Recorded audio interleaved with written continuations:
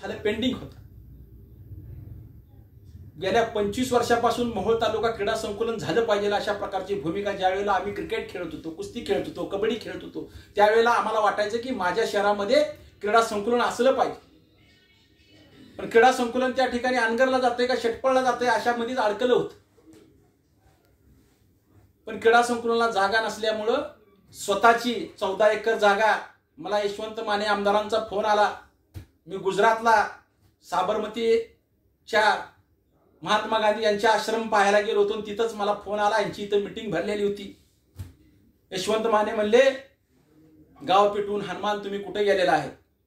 मी त्यांना म्हणलं महात्मा गांधी यांचं साबरमतीचं उद्यान बघायला आलेलं आहे. आणि त्यावेळेला खऱ्या अर्थाने यशवंत माने यांनी विचारलं क्रीडा संकुलनाला तुम्ही जागा देणार आहे? अशा प्रकारे सर्व पत्रकार हे ते विचारत आहेत. हा म्हणलं मी देणार आहे. किती एकर जागा देणार आहे? तर मी त्यांना सांगितलं मी 8 एकर जागा देणार आहे. त्यांनी म्हणले 8 एकर नाही, तुमची जागा किती आहे? मी त्यांना सांगितलं माझी 13 एकर जागा आहे. 13च्या 13 एकर जागा द्यावं लागेल. मी त्यांना सांगितलं तिथूनच म्हणलं मी आज इथं ज्या महात्मा गांधींनी या भारत देशाला स्वतंत्र मिळवून देण्यासाठी जी भूमिका घेतली त्यांच्याच आश्रमामध्ये इथून शब्द देतो म्हणलं की 13च्या 13 एकर जागा माझी क्रीडा संकुलनाला या ठिकाणी देतो. आणि त्यांनी स्पीकर ऑन केलेला होता, सगळ्यांना ऐकवलं. आणि त्यांनी काय मला सांगितलं तुमच्या मुलाबाळाचं कशाला भविष्यात कल्याण होणार आहे, तुम्ही कशाला तुमची जागा देता? तरी देखील मी एक खेळाडू, खेळातून रमेश बारसकर तयार झालेला, कुस्ती असेल, कबड्डी असेल, खो खो असेल, क्रिकेट असेल, याच्या माध्यमातून तयार झालेला कार्यकर्ता येणाऱ्या पिढीला देखील त्याच पद्धतीने एखादे कार्यकर्ते तयार झाले पाहिजे, तरुण खेळाडू तयार झाले पाहिजे म्हणून माझी स्वतःची जागा दिली. सोलापूर जिल्हा क्रीडा अधिकाऱ्यांना माझं लिहून दिलं पत्र. पण त्या पत्रात आता उमेश पाटील आणि आम्ही बघायला गेल्यानंतर त्यांनी सांगितलं की तिथं डोंगराळ भाग असल्यामुळं तिथं क्रीडा संकुलन करता येत नाही. अशा प्रकारचं पत्र तिथं त्या माझ्या प्रस्तावाला जोडलेलं आहे. मोहोळ तालुक्यात, मोहोळ शहरात कुठंच डोंगर नाही. त्यांनी फक्त चुकीच्या पद्धतीनं अहवाल दिला आणि ते क्रीडा संकुलन थांबवलं गेलं. पण आत्ताच्या काळामध्ये 15 एकर जागा एकनाथभाई शिंदे,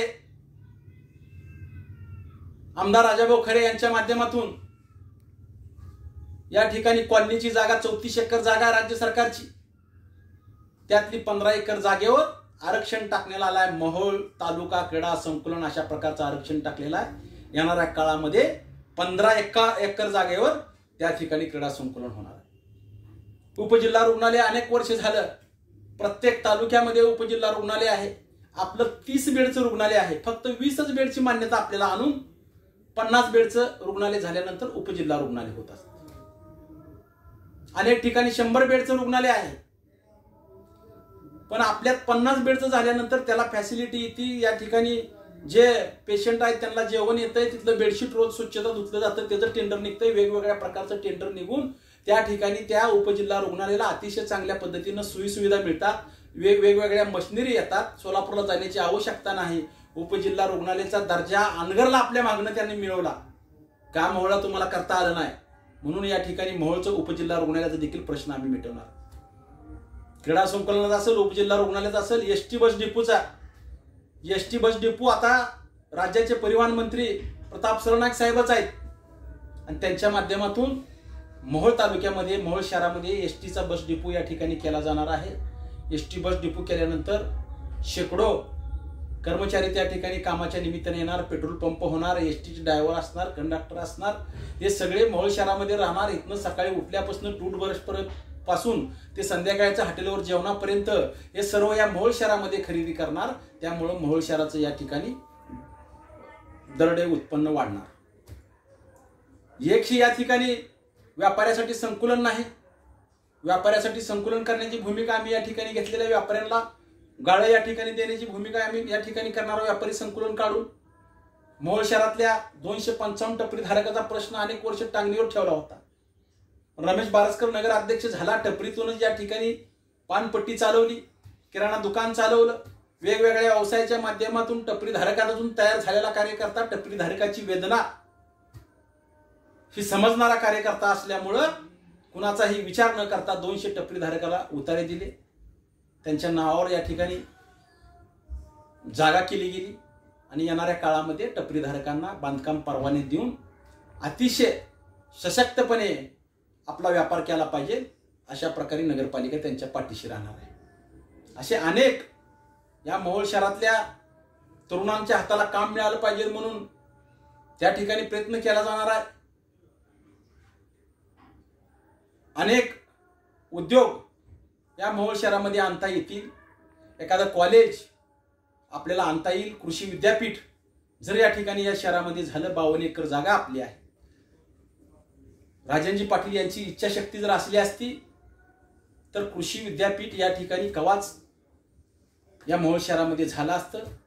हजारो विद्यार्थी, 5000 जर विद्यार्थी या शहरामध्ये शिकायला आले तर इथला व्यापार किती वाढेल. इथला व्यापार देखील या ठिकाणी वाढला असता.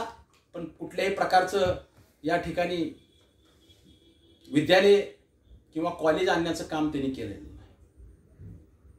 मोहोळ तालुक्यामध्ये 104 गाव आहेत. त्या 104 गावाला प्रत्येक गावातली एसटी मोहोळ आली पाहिजे आणि मोहोळमधून प्रत्येक गावात गेली पाहिजे. दळणवळण हे सुलभ झालं पाहिजे अशा प्रकारचा देखील प्रयत्न आम्ही या ठिकाणी करणार आहे. बाजारच्या बाबतीत रविवारचा बाजार या ठिकाणी भरला जातो. रविवारी या ठिकाणी जाणून बुजून अंगरकरांनी वेगवेगळ्या गावामध्ये बाजार चालू केले की मोहोळचं बाजार या ठिकाणी भरला नाही पाहिजे.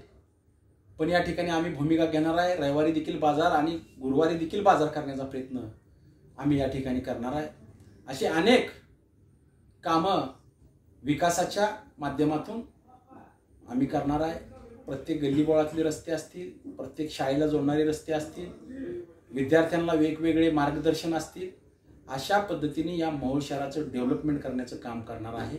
अनेक कल्पना या ठिकाणी आमच्या सोबत आहेत आणि त्या कल्पना सातत्यात उतरून घेण्यासाठी आम्ही प्रयत्न करणार आहे.